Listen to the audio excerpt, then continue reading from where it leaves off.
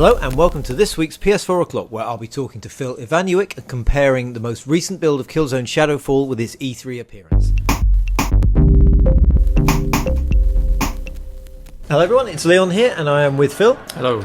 And we're looking at some off-screen cam footage of Killzone Shadow Fall, so it's not the greatest quality, but it's an interesting indication of sort of how the game is progressing. Now this turned up on NeoGAF.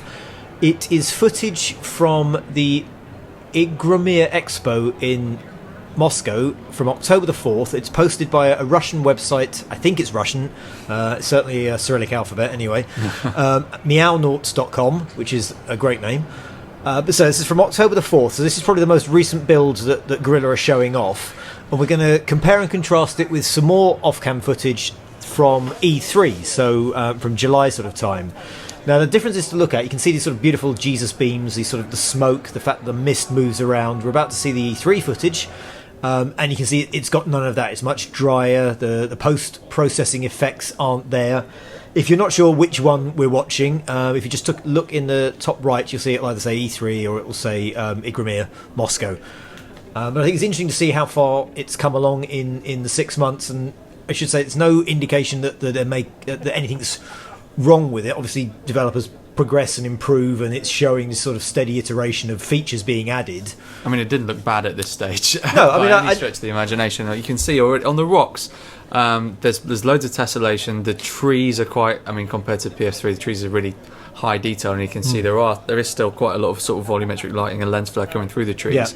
Yeah. But it ramps up so much more and looks a lot more believable. It looks like the colours are maybe a little bit too garish and vibrant. I wouldn't worry too much about colours because obviously it's filmed from a screen, but I think it's interesting to see the difference. The things that have sort of been pointed out on the original NeoGAF post when they were talking about it, they're saying so the level of detail has been changed. So level of detail is how the game manages things that are further away from you. So you don't see like a full detailed character model of something that's a mile away. You see like a reduced level of detail, hence the expression. It's what happens sometimes in a game when you go in an open world game and you find a building that hasn't loaded its textures yet, and then it just pops up all of a sudden. What you're actually seeing is a low level of detail model that you're only supposed to see from miles away.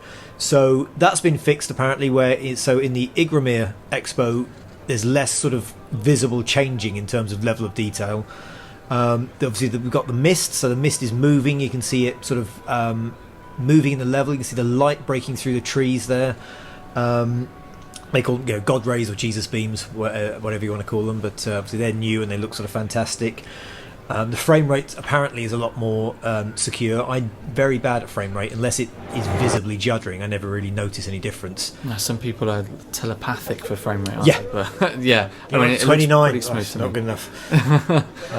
So now we're back to E3, and we've lost the mist. I mean, what's been added since E3 really is sort of substance more than detail, isn't it? It's that sort of feeling of there being something in the air around you, and you're not just in a space full of video game assets. A depth of field as well plays a big part in it as well. This feels a little bit thin in terms of the air and the. I mean, there is still some volumetric lighting at work there. There's also the physics on the actual individual branches on the trees and the leaves aren't at work in this E3 demo, or at least not as far as I've seen so far, whereas in the Moscow demo they're swaying around a lot. Yeah, I mean there's a little bit of swaying there, but it's sort of random, isn't it? It's not really... It's not believable. It doesn't look like it's adhering to any rules in the world. It looks like a tree that's just been told to sway. It's got a swaying animation, doesn't it? Regardless of where it is. Yeah, and the branches themselves look a lot sort of more detailed, and they droop and sag and things. Yeah. And like vegetation, there's less variety really in E3 here, isn't it? We've just got these sort of brown ferns and sort of green patches. I think we're about to switch over. There we go. So now we're back to Igromir.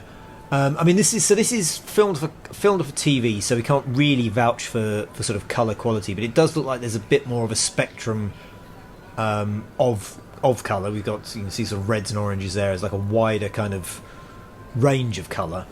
If J.J. Abrams was watching this, he'd have his hands clasped together in delight at the amount of orange and blue and lens flow and things going on. But also the tessellation on all the rocks and the buildings. There's so much what appears to be a lot more complexity in each shape. Even on a flat surface, it appears to have a lot more kind of tiny little bumps and notches taken out of it by the gunfire.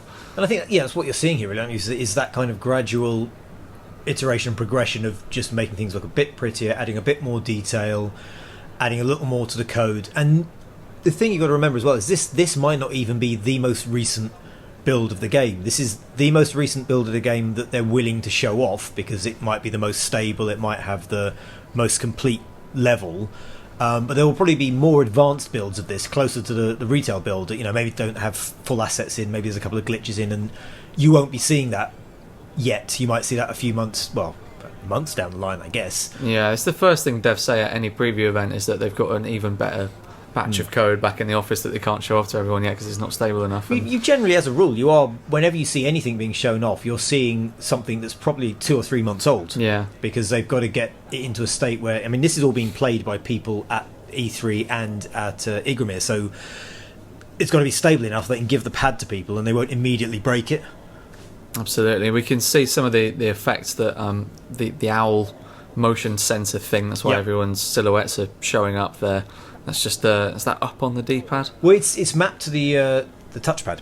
Is it all touchpads? Yeah. Well, there is a radial, so you can issue orders that way. But effectively, you just flick different directions on the touchpad. Joel, when he played it, said it was really quick and really interesting, really easy to get to grips with. You were just flipping away on the touchpad without thinking about it, and so you can make him scan. You can make him fire out like an electrical thing that stuns people.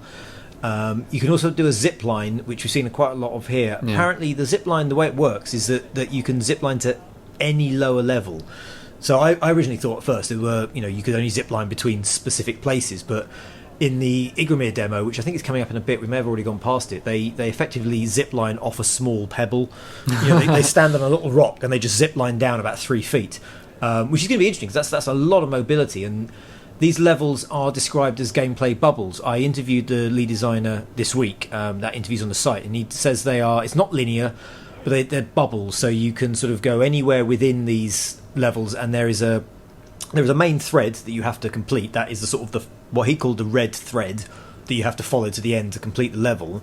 But there are side objectives, there are side missions, and there's a lot more sort of to do sort of sideways, if you like, as opposed to just ploughing straight through.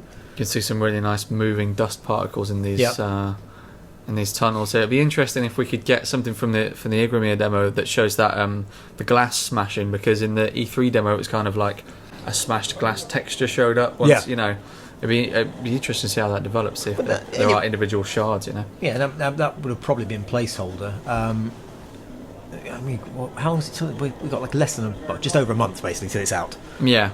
It's going to be interesting to see what the finished version looks like. Something I should point out quickly just before we end is something I did find quite interesting speaking to the lead designer this week, was that Killzone 3 ended on a cliffhanger where a mysterious person came out of a pod and you saw 2 Helgans going, welcome back, sir, and you never found out who it was. It was a big cliffhanger, and Guerrilla have confirmed that we will never find out who that was. So there. Yeah, the news story is 30 years on. We're never going to find out what happened. If you were ever hoping to find out, let it go. Tough luck.